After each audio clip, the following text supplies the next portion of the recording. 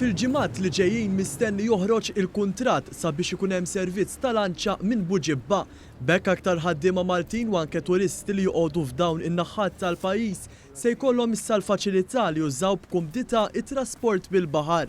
Ħabar dan il-Ministru għat-Trasporti jinborġ f'konferenza tal-aħbarijiet li fija ngħata aġġornament dwar ix-xogħlijiet li qed isiru b'investiment ta' 5 miljun euro fil-mol fejn jieqfu l-passiġġieri tal-lanċa mill-belt għal Bormla. Kif diġà għandek ħafna nies li jagħmlu dawn il-vjaġġi mill-Kottonera għal belt u l-istess lejn in-naħa ta' Taslima, allura rridu naraw li anke fuq in-naħa ta' fuq tal-pajjiż u fil-ġranet li ġejjin ħad toħroġ it-tender għal San Pawl il-Baħar waqt li dawn il-landing sites kemm hawnhekk u kemm Taslima u Marsa Mxiet ser ikunu qed jiġu finalizzati fil-futur qarib biex jagħtu iktar kumdità u effiċjenza lil min jivvjaġġa bil-baħar.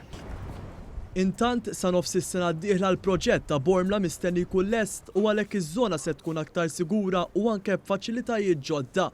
Wan jitkellem mal-kap tat-taqsima marittima l-Perit Janice Borg li spjegat f'liema fażi waslu x-xogħlijiet. Baqala xogħlijiet bħal servizzi, mechanical and electrical, baqala wkoll jiġu il-cladding tagħha, hemm xi louvers, daw kollha qed jinħadmu sqallija. U kif ikun hemm ammont sostanzjali ta' materjal lest jiġu u jarmawh fuq il-post ta' Malta. La darba ikun lest dak il-proċess, u mbagħad hemm ukoll iridu jsiru ranep li jkunu jaħdmu bil-hydraulic biex skont il-livell tal-baħar jaġġasta ruħu mal-vapur.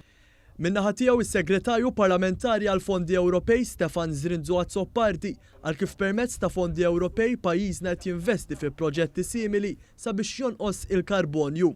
U allura din isiru dawn l-investimenti fejn jidħol il-landing ferries, dan apparti investimenti oħrajn li saru marbuta anka ma' bridges biex wieħed ikun jista' jimxi aktar u juża aktar ir-roti u dan huwa mezz kif ninvestu ħalli mhux biss ikollna mezzi differenti ta' trasport imma anka innaqsu ikollna aktar dekarbonizzazzjoni tal-qasam tat trasport. Bħala parti minn dan il-proġett iffinanzjat mill-Unjoni Ewropea, Infrastruttura Malta qed lesti wkoll moll għall-inżur tal-laneġġ simili fiż-żona tal-laneġġ f'Taslima.